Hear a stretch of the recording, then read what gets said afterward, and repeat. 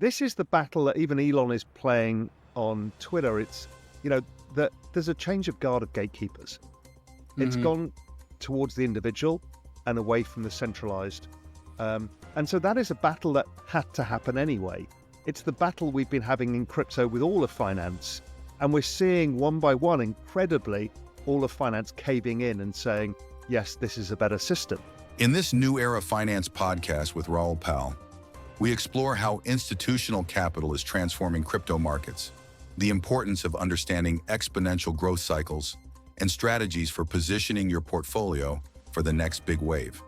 With Bitcoin at $11,000, market confidence is soaring, fueled by regulatory clarity, DeFi innovation, and global adoption. Subscribe now for real-time insights and strategies to capitalize on these unstoppable trends. The issue is people have this anchoring bias on price. So they think 100 is more expensive than 1. But in this weird world of crypto, everything's fractionizable. So you just should be thinking about what are the percentage potential returns going forwards. So let's say Bitcoin usually does about a 3x from the previous high, maybe more, depending where you are in the cycle. So you should be thinking about that return as opposed to the price, because anybody can put 10% of their investments in or 10% of their wages in, whatever. It's a fractionizable asset. So don't look at the number, look at what you can buy of it and the percentage potential returns. So many people anchor on things that are super cheap because they think, well, one day it could be the value of Bitcoin and therefore I'm going to make 1,000,000x returns. The world doesn't work that way. Bitcoin is really the anchoring for the whole space.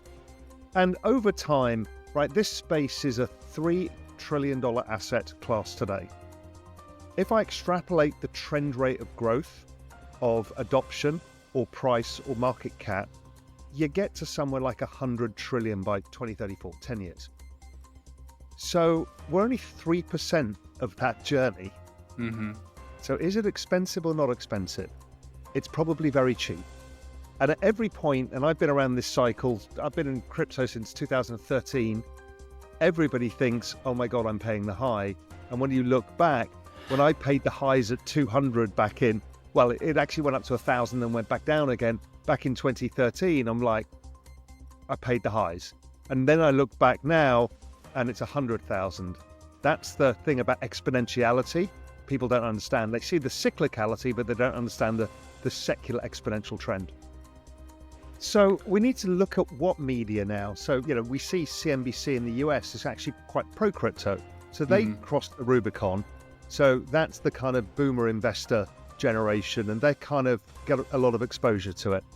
The real pushback is from two sources, the Financial Times and The Economist. And because they are the gatekeepers to the centralized world of finance, they are the power brokers of knowledge. It doesn't exist unless it's in the FT or The Economist has an opinion on it. But here is a world that is inverted to what they know. This is a world that came from the bottoms up, from retail, from individual investors, and not from the power brokers and gatekeepers of Wall Street. And so for them, it's a very threat to their understanding and existence. So, what people are getting exposed to is on one side, this traditional, multiple hundreds of years old media, just endlessly snarking and cynical and terrible about it. But they kind of want the attention as well, because they know there's more attention in this space than everything else. But they're seeing the world of podcast, distributed media, new media, all becoming much more focused around this. As Raoul explains, let's dive into how exponential cycles drive crypto booms, how institutional entry signals a lasting shift, and how to manage volatility for sustainable gains. These insights help you focus on the long-term vision beyond short-term noise. Now let's hear more from Raoul. It's an extraordinary thing that I never thought I did think I'd see, but just seeing it play out from 2013 onwards, it's been amazing the power that this thing has done. It's like a massive, supermassive black hole. One by one, everybody comes across into this new world because the returns are better, the opportunities are better, and the system is just more robust. It's just a better way of building finance and the internet. So the first one is there is an industrial savings complex whose Yeah. job is to say, listen, what you need is diversification and you need us to help you manage it. It's far too complicated for you. In return, we'll give you 8 or 9% returns. But they're not understanding that their audience has changed. Their audience is not baby boomers who did pretty well in their careers and had some savings, even though the baby boomers are actually very skewed. There's a whole bunch with no savings at all, because the system let them down too, which was their savings never equated to an ability to retire. The median 401k in the United States of a baby boomer is $150,000. They're so fucked. But you see the average is miles bigger. It's over $1 million. Why? Because it's skewed by the super rich. But then when you go to younger people, 8% returns, considering they've come out of university in debt, considering house prices are 10 times incomes or more, have zero chance of getting up the ladder on an 8% return. So there's the boomer industrial savings complex trying to tell them what works for those guys, but not what works for the customer. And the customer, the client, has a very different need. And so what they've done is that trust broke down in 2008 and 2012 in Europe. The trust of banking, the trust of intermediaries, trust of the middleman, trust of the system. And people have taken it into their own hands. And it's not just in crypto. We see the massive rise of retail trading of options in tech stocks. Right? It's the same phenomena. People have had to become more speculative in order to get ahead. It's a real thing.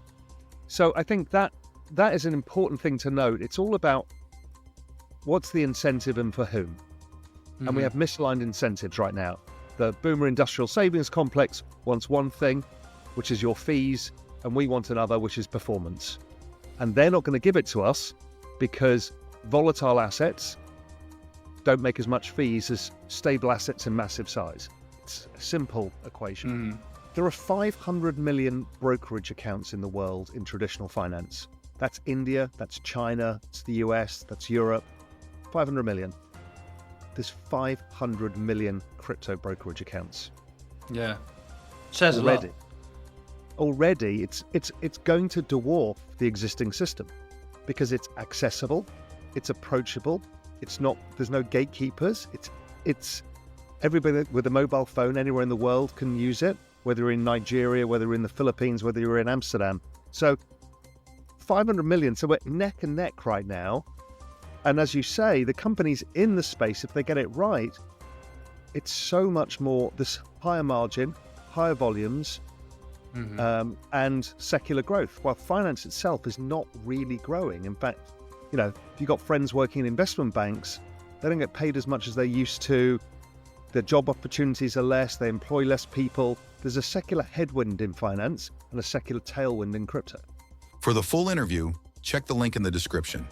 Thriving in this new era means staying informed, mastering market cycles, and confidently timing your profits. Reflect on strategies that align with your goals and envision your portfolio a decade from now. How are you adjusting to the next cycle's volatility? What long-term principles shape your short-term crypto moves? Thanks for watching. If you enjoyed, subscribe and share for more exclusive insights.